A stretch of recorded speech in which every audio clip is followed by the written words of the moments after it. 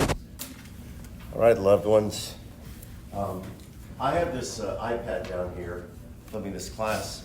A couple of times a semester, I film a class session so that I can drop it on a YouTube channel.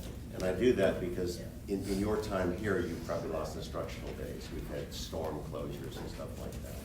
So I put a couple of videos up on YouTube every semester from my classes, and that's what we're doing today. So from time to time, I'll talk to the people who are viewing, but you're the people I love. I want you to know that. I want to remind you of the purpose of what we're doing today. Could I ask the people at the corners to get the doors? I just realized they were still open. Thank you so much. Thank you, Keith. If you look at the title page for this presentation, you see that the first copyright was 2015. 5 or 6 years ago, I was asked by a local Rotary Club if I would put together a 15 or 20-minute presentation on my time in Vietnam. And I agreed to. And when I did it at first, it only had 4 pages. It had a title page, and then a timeline, and then a page I called Vietnam by the Numbers, and I think there was like a wrap-up page. I've expanded it slightly, but I've only done that because the experiential page was too crowded. You know what happens when you look at a PowerPoint slide, there's too much stuff on it. It's essentially unreadable. So all I did is kind of break it up. This will still move quickly. I haven't timed it, but I'd be surprised if we spend more than 25 minutes under or so. But I want to remind you of the reason we're doing this. Soon, all of you will be punching out of here. You'll be leaving campus, you'll be doing career stuff. I don't care where you go, what the industry, what the company is, what your role is. You will be attending meetings on a regular basis. And not 5 a day, but you will still be attending meetings on a regular basis. Now, the expectations of your peers and your bosses is that you'll show up and be responsible. In fact, I've been to a lot of companies, corporate campuses, where their conference rooms will have a wicker basket. When you walk in for the meeting, you drop your phone or tablet in the basket. So you can't sit there and scroll and check what's going on Spotify, or in my case, watching Little Women of LA all the time. Brianna is such a bitch, isn't she? Anyway, you see my point. People expect you to be focused. And this thing about note-taking, the reason we're doing this note-taking thing is you have to take notes. Now, you don't have to write down everything everyone said, that's goofy. But what you have to do at a minimum is write down what we agreed upon in this meeting, what your role is, and when is the deliverable due. And lots of times you'd be smart to take a calendar as well as note paper, because usually in meetings, the members of that group will pick the next time they're going to get together. And if you have a conflict, you need to say that. So my point is that this is an exercise in note-taking. I don't say this to be cynical or critical. Many of you simply don't take notes. Some of you take exhaustive notes, and some of you take none at all.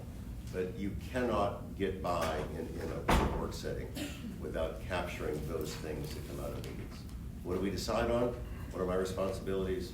When is it due? When do we meet next? I mean, you may want to write down more stuff, but that's a bare minimum. So that's the reason we're doing this.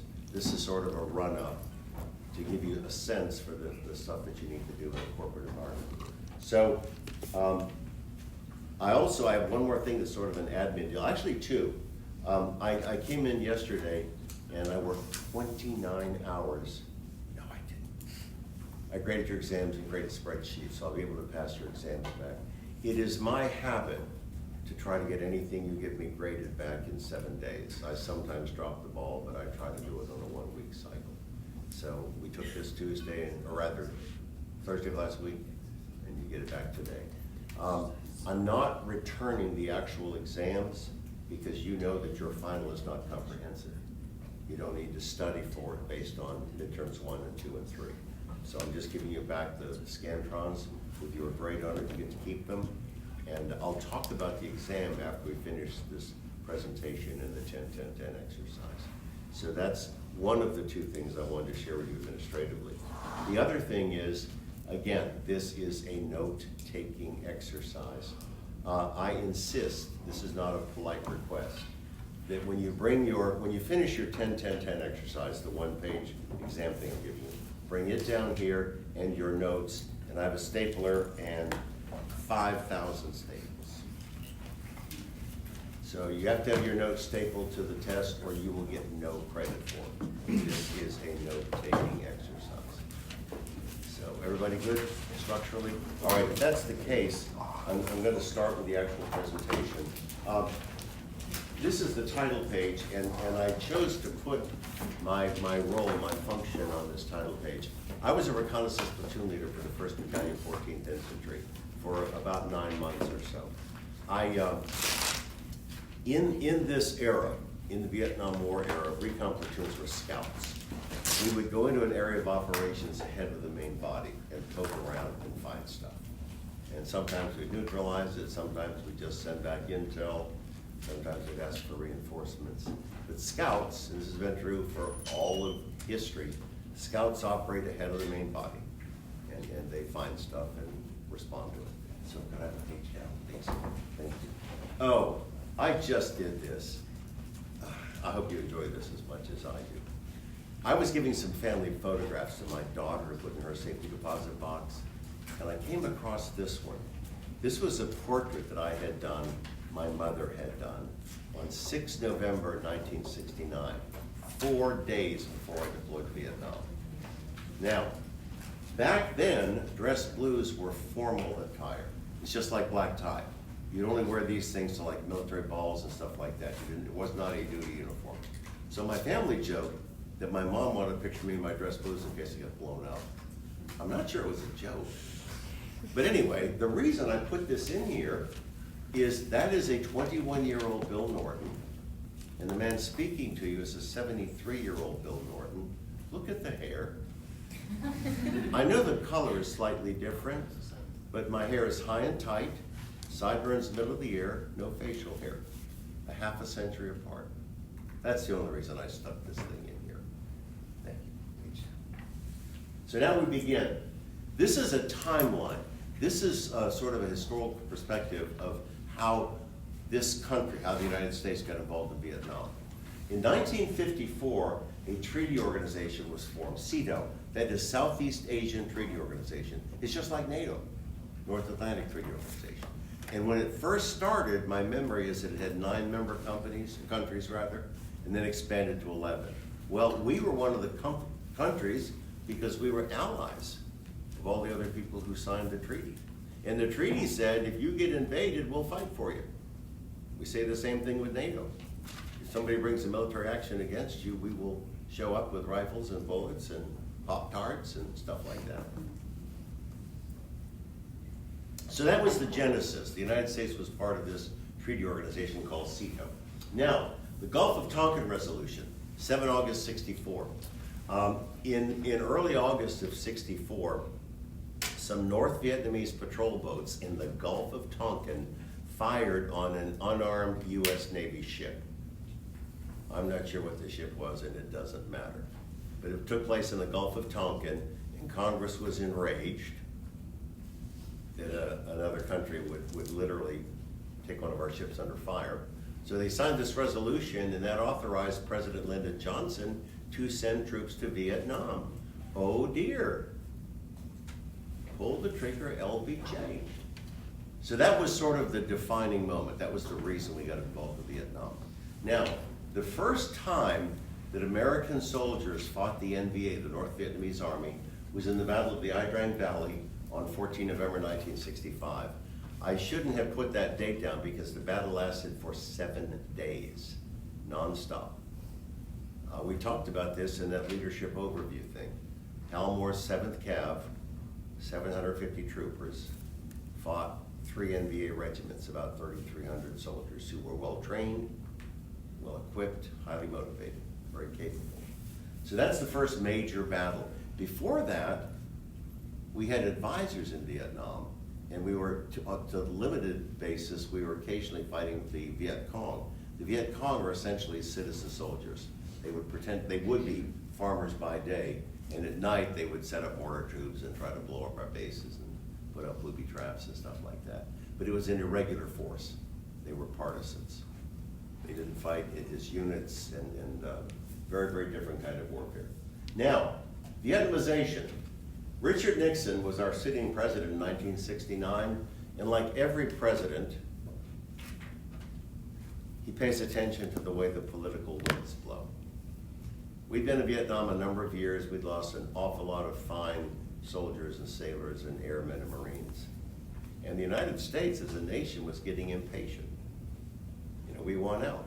So Nixon announced a policy, which he called Vietnamization. What we were doing is we were turning the Vietnam War over to the Vietnamese. We said, we're going to give you aircraft, boats, artillery pieces, everything else. You fight the war. Now, it had to be a slow process. It couldn't be done overnight. But Nixon announced that initiative that we were going to have this Vietnamization. The war was going to be given to the Vietnamese and we're going to withdraw. So, I assumed command of Fox Force. That was the name of the recon platoon. It had that name before I got there, and we are quite proud of it. I assumed command of Fox Force on Christmas Day, 1969. I can promise you, I didn't realize it at the time, but that's the second best Christmas gift I've ever received. Remarkable set of life experiences. Now, this Vietnamization thing, we started a drawdown of American forces. We began it in 1970, and we finished it in 1972. By that I mean entire divisions would furl their colors and rotate back to the States. At about the 5th month of my tour, I got some really talented soldiers from both the 1st Infantry and the 9th Infantry divisions, because those divisions, 25,000 men strong, were going back to the States. And there was some internal policy that was set up. It said if you had more than 5 months, you stayed in country. If you had less than 5 months remaining on your tour, you went back. So I got a bunch of really talented soldiers from 1st ID and 9th ID. So we had this drawdown that lasted 2 years, 3 years rather, started in 1970, finished in 72. Now, the Paris Peace Accord, important date, 27 January 73. That was the date that we signed a treaty formally ending hostilities. There were 3 signatories, the United States, North Vietnam, and South Vietnam. We said, on this day, the war is over. Important day, Paris Peace Accords. Not as important as April 17th, when Ford rolled out the Mustang, but it's still an important day. Now, so we signed this peace treaty on January 73, and 2 years later, December of 74, the North Vietnamese invade the South. Wait a minute, didn't you agree that the hostilities were over? And the South Vietnamese were completely unprepared for that, and they surrendered 4 months later, 30 April 75. Now, with the exception of me assuming command of Fox Force and the comment about the Vietnamization thing, all of these data points come from the U.S. Department of State website. So this stuff it's authentic. Page down. So now, you see the title here, it says RVN, Republic of Vietnam by the numbers. These next few transparencies speak to my experiences in Vietnam. This is experiential. I want you to understand something that's a very big deal. There is no poor pitiful me here. There's no I am Superman. Anyone who served in Vietnam as an infantryman had experiences that were substantially identical to mine. Now, at peak strength, we had about 560,000 servicemen in Vietnam. We might have had 200,000 infantrymen. So every one of us that was a ground pounder had experiences similar to this. That's what I want you to understand. These are representative. This isn't like I'm special or important, because I'm neither. So, first thing I want to point out is a very, very tiny decimal fraction. It's 1/2 of 1%. That is the percentage of the U.S. population that has served in the military, anytime, any branch. Anything at all. Air National Guard, the Navy, 1/2 of 1%. The next percentage is 4%, and that is a current day calculation, and that represents a number of infantrymen in the standing army. Not of the National Guard or the Army Reserve, but in big army. 4% of the people on active duty in the Army are infantrymen. So what that means is there aren't a lot of war fighters. The other 96% support them. Now, all of that support is important, but only 4% of the soldiers in the standing army are infantry. The next line is another percentage, it's considerably larger, it's 90%. 90% of the casualties are incurred by infantrymen. They represent 4% of the army, but they represent 90% of the casualties. Is anybody surprised with that? No, they're at the tip of the spear. But again, it's a useful presentation. Now, starting with 0, and for the rest of this presentation, this will all speak to my experiences in Vietnam. As it turns out, I inherited some remarkably talented men, and over the course of my 9 months with Fox Force, I think I had perhaps 110 men rotate through, because our tours are all a year long and people would finish their tours and go back to the States. And it turns out that in 9 months of active combat, I lost no one. That has very little to do with me, a lot to do with my men, and I can promise you a lot to do with divine intervention. Lost nobody. I also have no demons. That's the number of demons. I have 0. And I have no PTSD. If I could introduce you to the members of my recon platoon, probably half of us have graduate degrees. We're all in long-term marriages. We've raised responsible adult children. There are a lot of people in this country who think folks who serve in the military are all whacked out and stupid. Not my experience. Not my experience at all. 3, skills that predict success. I really need to tell you, first of all, this belongs in this presentation, but I want to expand it. I actually think there's a life lesson in there. And I didn't realize that when I first did this for that Rotary presentation. So here's why that says 3 skills predict success. When I took over Fox Force on Christmas Day 1969, we were in a battalion fire support base. That's just a piece of dirt with some bunkers on the outside. And I took over command of Fox Force, and we had a campfire meeting. There were no campfires in there. We didn't do s'mores, but we just gathered in a circle, and I sort of laid out what my expectations were. And I said, there are 3 things we're going to do tactically, and I will never relax these standards. I will never permit a compromise. The first is stealth. I want us to move quietly. And I told my guys, I said, if we were in triple canopy jungle, I would expect that we could move within 15 meters, which would be about 17 yards, 50 feet, of an enemy force, and they wouldn't hear us. If they can't hear us, see us rather, they couldn't hear us. So stealth is important. The second thing I insisted on was dispersion. I said, no matter where we are, we stay apart. If you bunch up, you present a very, very attractive target. If you're spread out, not so much. And the third thing I insisted on was fire superiority. If we were in contact, it didn't matter if we got ambushed, if we initiated, it didn't matter. If we were pulling triggers, I expected thousands of rounds to go downrange. I wanted to cut down trees. We're not there to walk through the woods. I'm there to take care of my men and to put steel in the enemy's gut. So, 3 skills that predicted success: stealth, dispersion, fire superiority. So that's me as a recon platoon leader. So I get out of the Army, eventually get a couple of degrees in accounting, and I'm practicing as a CPA in Atlanta. And at some point early in my career, I realized there were 3 things I had to do well. I had to do client service, the actual preparation of tax returns or financial statements. I had to do practice development. I had to work hard to retain the clients we had and to get new ones. And I had to do practice management, all the admin stuff. So then, after 17 years in public practice, I become an academic. And when this spring semester ends, I will have completed 30 years in academia. I have to do 3 things well here. I have to be a competent scholar, publish good research regularly. I have to be an energetic teacher. And I have to be a good colleague in terms of service obligations. So early in my academic career, I said, I wonder if there's something magical about this 3 skills that predict success. I called a friend of mine named Rod Thomas. He's a logistics guy, and he was working for Michelin in South Carolina at the time. And I said, Rod, tell me about your job. Is there anything in particular you have to do to achieve mastery? And he said, yeah.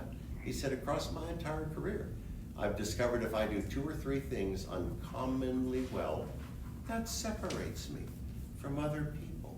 Not only do I do my job well, but it distinguishes me. So when I say a life lesson, I don't preach. But I want you to think about that, because very soon y'all are going to start careers. I think there's a lot of value in you identifying 2 or 3 things in your job and crushing them. It may take a little time, but just master them. Because not only will you do that job well and set yourself up for promotions and other things, but everything about it's right. So again, that was originally put in here because I wanted to tell you what we did in Vietnam that probably distinguished us from like rifle companies, but there's a greater lesson in it. Next slide, please. 4, I took 4 showers in my first 9 months in country. No exaggeration. There were some times, a few times, I could count them on one hand. If we crossed like a stream or a river, if the tactical situation permitted it, we'd put out security on both banks and let a few guys get in the water at a time to get clean. But I stood under a shower head 4 times in 9 months. And a dear friend of mine, a man who did precisely the same thing I did in Vietnam, wrote a really good book about his experiences. And he pointed out that we lived like cavemen. We slept on the ground. We ate our food cold. We drank out of puddles and streams. We carried everything we had on our backs.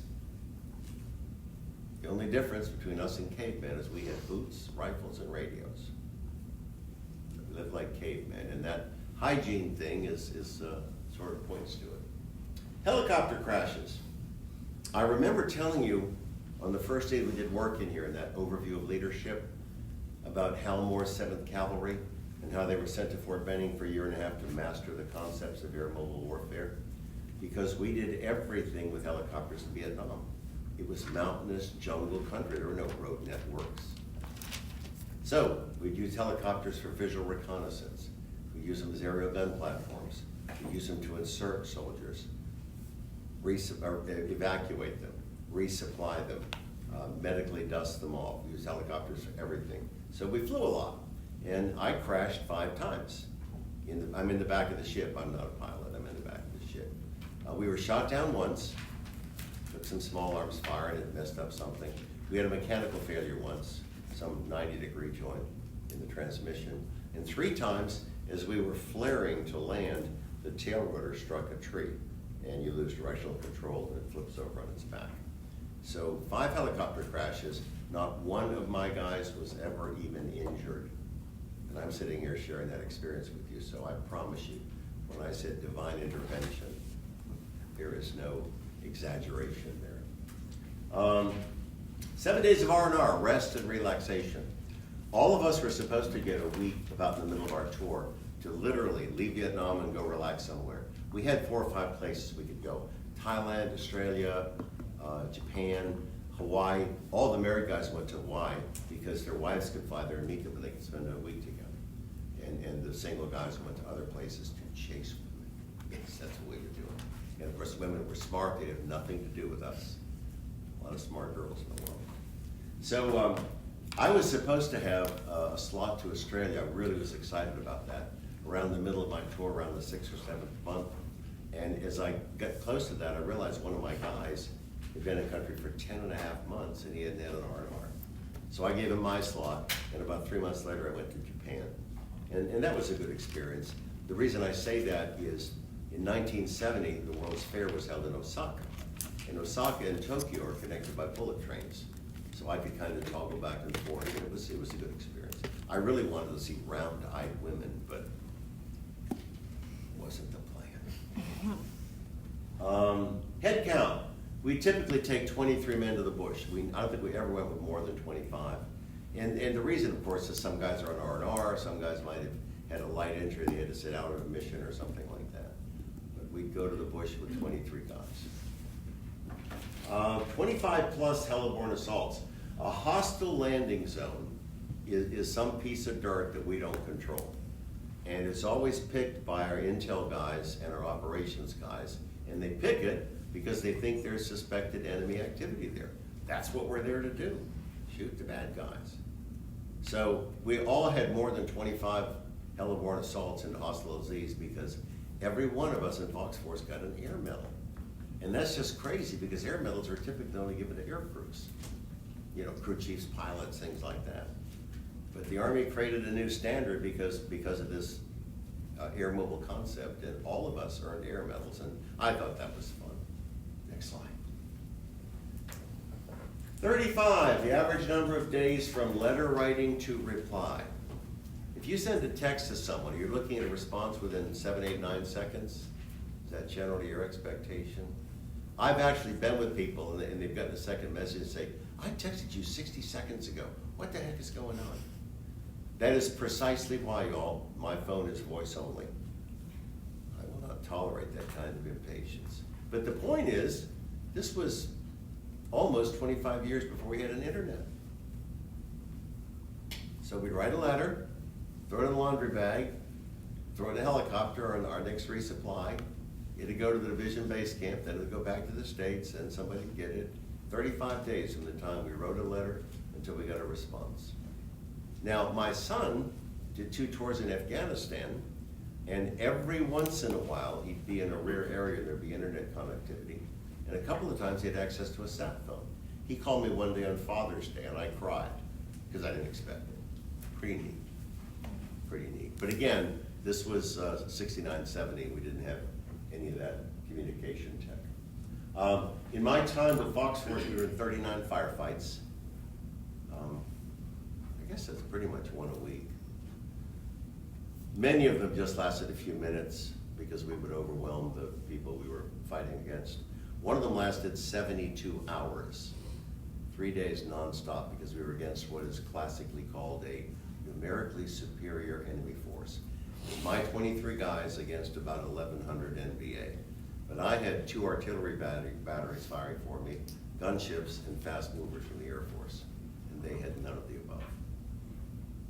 So it was a draw, but because of the support we had, we left there well. 110, that's the weight of my kit in pounds. Rifle, water, ammo, rucksack. Now, many of the guys in my platoon had much heavier kits than I did. I carried a carbine, actually it was a rifle at a 20-inch barrel. I carried an M16 that weighed about 7 pounds. I had 3 machine gunners, their M60s weighed 23 pounds. And they had lots of belted ammo. Our radio telephone operators, we had 5 of them. They carried a 25-pound radio and 3 or 4 extra batteries. So there are a lot of guys in my platoon, they would have 140, 150-pound kits. And you gotta remember, the Army doesn't necessarily look for linebackers. You don't get guys that are 6'5", 260 and just ripped with muscle.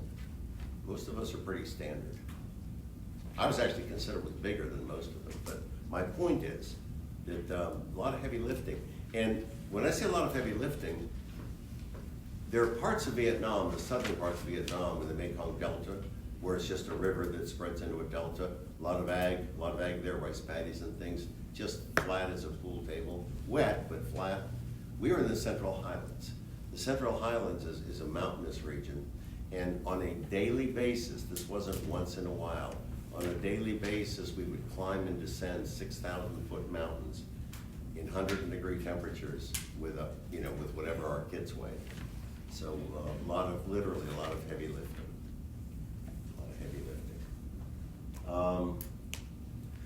These 4 things at the bottom of that transparency are my weights at 4 points in time. When I deployed to Vietnam, I've been training relentlessly, 7 days a week for 20 months. I was in the best shape of my life. Lean, a lot of muscle mass. I could eat my guts and ask for seconds. So I deployed at 221. When I returned home a year later, I weighed 139. I dropped more than 80 pounds. A year and a half later, I get out of the Army and I crawled all the way up to 157. And this morning I was 222.9 out of the shower. Now, the reason I wanted to point that out is I'm not nearly as lean or as strong as I was 50-something years ago, but My weight today is the same as it was 50 years ago. So relatively stable. Relatively stable. Next slide. We were in continuous combat for more than 270 days. I want to put that in perspective. This in no way marginalizes the people who fought in World War II. But a typical infantryman in World War II would be in combat about 43, 45 days a year. Because that war, I mean, to be sure, some of it was fought in the Pacific, but in the European theater, there were front lines. There were pieces of dirt that we controlled, and then there was a front line, and in front of that line was the enemy. In Vietnam, the moment you stepped outside the wire, you were in enemy territory. So a very, very different kind of warfare. Absolutely no breaks, 270 days of more than 200 of continuous combat. 400 rounds, I thought some of you might enjoy that. In the Vietnam era, our M16s had 20 round magazines. The current M4s and ARs have 30 round mags, but back then they held 20. And I carried 20 magazines tied around my waist in bandoliers that were charged. Because of course when you get in a firefight, you have no opportunity to pull up boxes and reload. So 400 rounds of charge mags. This number that says 588,000, it is an estimate. Be patient with me, please, but it's a pretty accurate one. That's the approximate number of small arms rounds. That would be 5.56 for our rifles and 7.62 for the machine guns. Roughly 588,000 rounds expended by us in those 39 firefights that we were in. And I arrived at that because I kept a log and I can tell you what our resupply requests were. So. And then the last number is infinity. That's the number of prayers, both of intersection, God fill me with your presence, and thanks, then and now. I want to share one story that comes out of this faith journey, and I hope you enjoy it. It makes me smile. If you have had a chance to listen to that, view that video rather, about your final, you will have heard some of the things that have described my life experiences. And sort of the short version is, I'd grown up in a family with a strong faith tradition, and that faith tradition persisted until about age 23. At 23, I will never have an explanation for this. I simply drifted away from my faith. I can't tell you why. And I came back. But I was in Vietnam at ages 21 and 22, so it was still strong. One of my guys came to me about 5 or 6 weeks after I took over Fox Force, and he said, 6? He said, there's something different about you. You're calm, you don't get rattled or distressed. And my words to him, my precise words were, Gene, his name was Gene Charney. He was a 19-year-old rifleman from Massachusetts who went on to get an Ivy League education and practice law, family law in Boston until the age of 70 when he retired after a distinguished career. Gene said, 6, you don't get rattled, you're calm. And I said, Gene, I'm the child of a loving creator God. I am never alone, and I'm content no matter what my circumstances are. You know the way a puppy dog cocks its head? He looked at me and did that puppy dog thing and said, wow, and he walked off. So that's T1. That is our first interaction, me and Gene Charney. T2 is about 6 or 8 weeks later. I can't tell you the precise date, but we had walked back after a 7-day mission. We'd walked back into a fire support base. We were going to have a day and a half. One afternoon, then the next full day, and they were going to go back on a mission the morning after that. So we were there for a day and a half. So Gene shows up, talks to me on the second morning, or rather the first morning, second day, and he said, 6, second squad is squared away. We got our weapons cleaned, everybody's had hot chow, clean uniforms, we're squared away. Would you be okay if we went to the mess tent and had a Bible study? And I said, Gene, I'm overjoyed. I had no idea anybody had a Bible or was a Christ follower or anything else. Heck yeah. I probably said, heck yeah. Probably did. So, that's T2. T3 is 30 years later. We all rotated back to the States in 1970. In 2000, we have a reunion every year. In 2000, we were in Albuquerque. who was hosting that? One of our guys lives in Albuquerque. He was hosting the reunion that year. Charlie comes up to me and said, Six, remember that time I asked you if we could go have a Bible study at the Mess Tent? And I said, I do. I said, I was really touched by that. And he said, I apologize. He said, I played you. And I said, how so? And he said, we didn't have a Bible study. Beasley, one of my screw-ups, I love him to death, but everybody has screw-ups. Beasley scored a 2-pound bag of hashish, and we smoked our brains out. And I looked at Gene, he cocked my head and said, wow. So that's my little silly faith story. There are many of them. Next slide, please. All right, that graphic at the top is just simply a representation of the combat infantry badge. If you look at just beneath it, it is awarded for more than 30 days of active personal involvement in ground combat. Only people in the world who earn CIBs are infantrymen in the Army. Sadly, the Marine infantry do the same thing we do, but they don't have that award. They should, they deserve it. So, that is my only participation trophy. Only one I've ever gotten, and I can promise you we did not get a trip to Dairy Queen.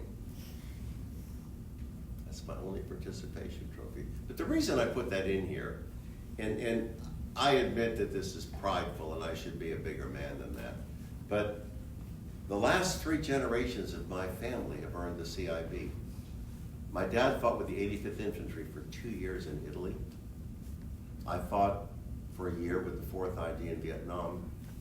And my son did 2 tours in Afghanistan as an infantryman with the 82nd. So 3 successive generations of men in my family have earned that. And that is a source of incredible satisfaction. One more, please, or maybe that's the last one. Yeah, that's the last one. Thank you so much. You can go back your thing or whatever, but let me give you this.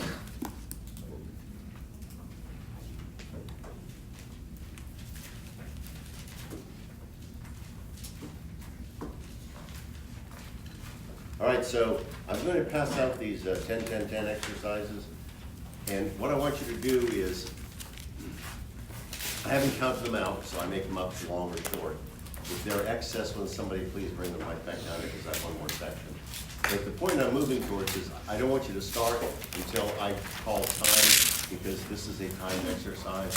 You have 10 questions, 10 minutes, they're worth 10 points each. And when you finish, you might be 2 minutes into the 10, that's fine. Bring your test down here. I'll just probably leave the staple there. Maybe I'll put it on the front bench. But I have a stapler. Staple your notes to the test. If I have a test without notes, you get a 0. This is a note-taking exercise. So I'm going to circulate the actual tests, and once everyone has one, I'll call a start time, and I'll put the stop time on the board. So would you start those around, Casey?